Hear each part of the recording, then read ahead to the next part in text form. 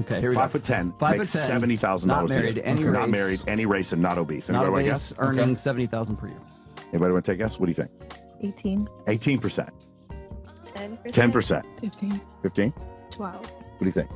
10%. What do you think? 7%. Yeah. 20. 20? Guys, we went below 100,000. We went below 6 feet tall. It is 1.5% of men that you guys are describing.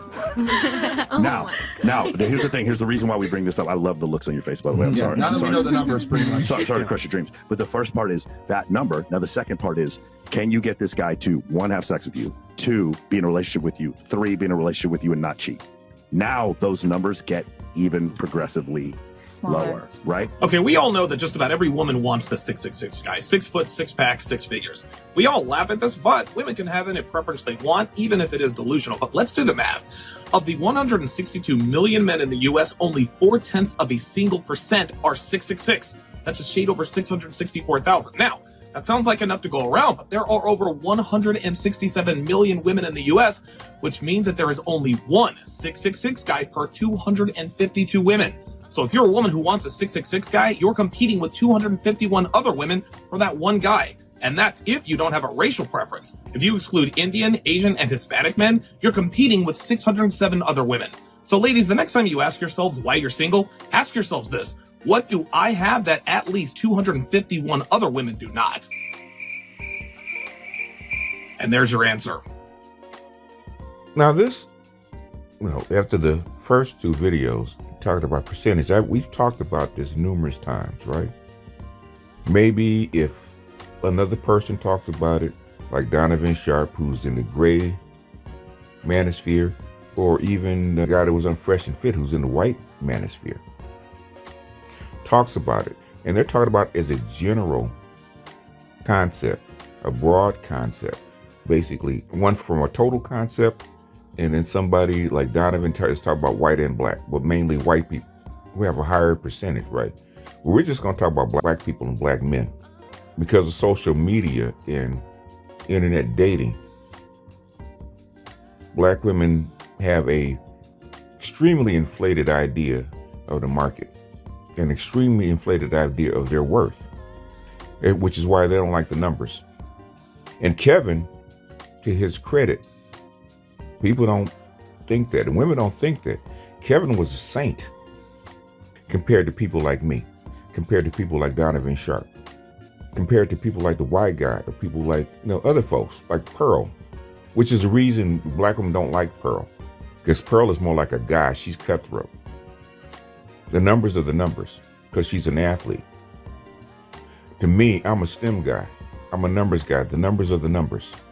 If the numbers add up, the numbers are what they are, no matter whether it's in favor of the men or in favor of the women. This is why we go back to the chart.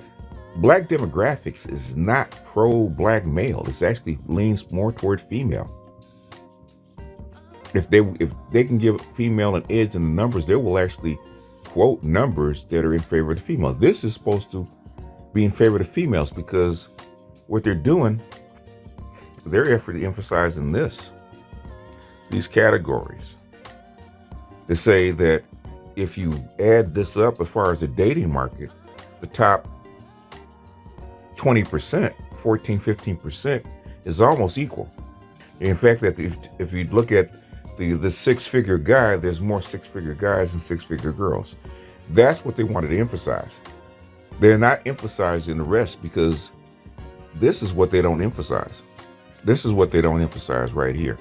They don't emphasize the bottom market. Now, they emphasize it in a sense that says there's more black women that make more money under 20K. In other words, if you're poor, which in 20K in this environment, that means you're on borderline poor.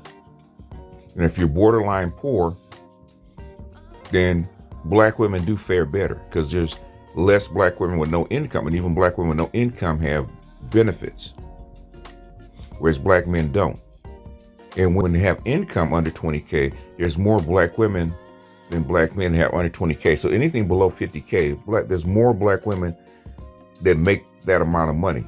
Even though on average, if we talk about salary, people that do work, black men make more. But there's way more black men that are unemployed. There's way more black men that are underemployed. That's what it doesn't emphasize. But let's get into the numbers, right? Because what they focus on is this, right? This bubble right here, right? From 50 to 100K and up, right? 50K and up. That's what they want to emphasize. Now, we know the dating market, you got to remember, we're talking about millennials, right? Millennials between the ages, with this is 2019, between the ages of 25, it's moved up, 25 and 40, which is a prime dating market, which is a prime singles market. And if we take what they just said, because if you take the Zs are even worse, because the Zs are even worse than the millennials. So we're going to take the people in the middle is the millennials. The Gen X are better because they're older. Millennials are actually in the middle, which is prime dating market. And then below that, below the prime dating market is the Zs. We're not going to deal with them because most of them are in college. Most of them are just getting out. And most of them don't have this kind of wealth. Okay, so we're not even talking about that. We're just talking about the prime dating market. And for the people that women want, we're going to take the 14%, the 16% that make 50K and up. The so-called median, the average guy. Now he took 70, and you got 1.5, right? 1.5%. If you take not the 666 guy, but the 5 foot, just below that, the 70K, the 5'10", unmarried, and not obese. We're not talking about a six-pack, because to about visible abs, only 5% of people on the planet have visible abs. In other words, if you want a six-pack, you only talk about 5% of people. So if we took the 666 guy, okay, as Donovan talks about, it's basically, Donovan was talking about 4%, or 0.4% of guys. 0.4% of guys, single guys of all races with the 666, right? If you cut that in half, because you got to cut that in half if you want to talk about black men, you're talking about 0.2% of black men have a 666. Six figures, 6 feet, and a six-pack, right? $100,000 a year, unmarried, extremely in shape, which is a six-pack, and 6 feet tall. Okay? You're talking about 0.5%. So you talk about a 99-to-1 ratio. No matter how you look at it, you talk about a 99-to-1 ratio to get just that person, right? If you talk about 50K and up, then you're talking about the top, we didn't talk about the top 10% of guys, probably top 5% of guys. Okay? But the 80-20 rule in the United States, as it's defined by women, or what women really want, we talk about 80% of women, because Kevin proved that they all ask for the same thing. And that's regardless of looks. We talk about looks, okay? If you want the guy to be a 7 or better, because it looks in the face as we talk about it, if you just say a 7 or better, talking about top 20% of guys, you're looking for a unicorn. 6 feet tall, 6 figures, six-pack, and cute, okay? Cute. Because 7s are the top 20% of men. If you go by female scale, 7s are the top 10% of men. We're just going to take a round curve. So in online dating, for what women want, it's not the 80-20 rule. Fucking 80-20. 99-to-1. Especially in the black community. 99-to-1. Which is why Pookie and Ray Ray make up the biggest. Pookie and Ray Ray make up the biggest market. Pookie and Ray Ray make up the biggest market. Pookie and Ray Ray in the black community make up 50% of the guys. 50% of the guys, almost 50% of the men make up Pookie and Ray Ray, which is why most women date Pookie and Ray Ray. If you want to know the Pookie and Ray Ray argument, we can kill that right now, right? Why do women always talk about Pookie and Ray Ray? Pookie and Ray Ray, the guy, what's so-called the dusty guys that most women date, that most women complain about. And what guys don't understand is that the ones that women consider dusty, and even some of the men in the black manosphere consider dusty, make up 50% of the population of the black males, right?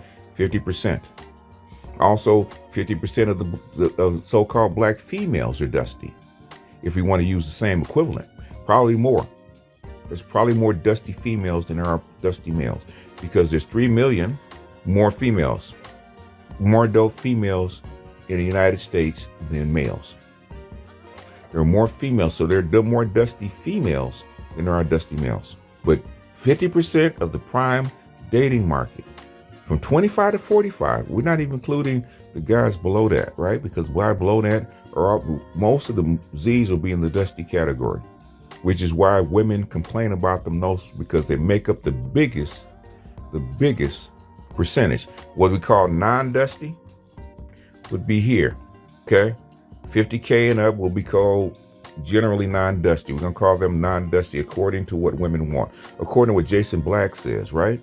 Jason Black calls these particular guys non-dusty, right? Not producers. Jason Black says these particular people are producers, which are 2%. But the non-dusty 50K and up working class guys that can actually afford to take care of family by themselves, non-dusty, make up 16%. So you got 16% that are non-dusty, you got 40% in the middle, and you got almost 50% that are what we call in the dusty category. So Pookie and Ray Ray, as we call them, or dusty dudes, as some people want to call them, depending on how you want to call them, make up the bulk of the single black males. The bulk. So as far as women are concerned, fucking 80-20. Fucking 80-20, because the 80-20 exists up here. These are 80-20 guys. These are the 80-20 guys by number, but really the 80-20 guys, as they call it, are up here, and that's just in income. If you put in the other factors, basically it's 99-1. You listen to Kevin Samuels, you listen to the dating sites, you listen to Kendra G, you listen to the Pineapple Show, you listen to what they say online. With the minimum what women say is acceptable to them, 99-1. Especially for black women, because black women can actually really consider looks either as important or more important. So their ideal man is not 80-20. It's not 90-10, it's 99-1. Anyhow, I thought that was interesting because I saw these two in conjunction, and we've been dropping these kind of numbers. You can actually go to the delusional scale. Will tell you the exact same thing when they compare income to height to being in shape and being unmarried. In fact, the delusional scale is even worse. Okay, if you plug all these things in for age, it gets even worse. All these things, you plug in the ideal man, even below 100K, it's less than 1%. 99-1. All day. You just saw two people, one black, one white, that said the exact same thing, and they were including white men. If you include white men on average make 20% more than black men on average. So whatever that is, whatever the 100K is, whatever that is, you got to subtract 20% for black men. So 20%, that's, you talk about the 1% of black men with those kind of parameters that women want. So that's how come you see a lot of dusty dudes that don't have the income, but have the other factors, the other parts of the trifecta, have babies. They have genetic material to have babies by. So that's how come you see the dusty dudes that have more kids, have more dates and stuff like that, simply because there's more of them. It's not that there's something special. They're just easier to find. Like you said, if you want a dime, It's harder to find a dime, but a woman that's gorgeous, pretty, meets all the parameters that you want, is feminine and fit and all that kind of stuff, that make more than 100K. 8, 9s, and 10s. A 10 by definition is 1 in 10. Okay, probably more like 1 in 100. A 9 is less than 1 in 100. 9 is like 1 in 250. A dime is just defined by the scale is 1 in 1,000. So if you want to find a dime that makes 6 figures, that's in shape, and single, you're looking at a unicorn, and she's dating guys that make millions of dollars. Okay, if you compare the two things, if we took guys that have the same genetics, they would be, the guy that has that kind of genetics will be dating millionaires. In fact, the guys that do have the genetics, like a Jesse Williams, he can be a school teacher. His wife had to be a millionaire to get him. She could not have gotten him making 100K. Was not going to cut it. A guy with superior genetics is a side dude to a chick that makes millions. Anyway, that's all I got for this one. This is BGS out, and I'll see you guys on the next one. Peace.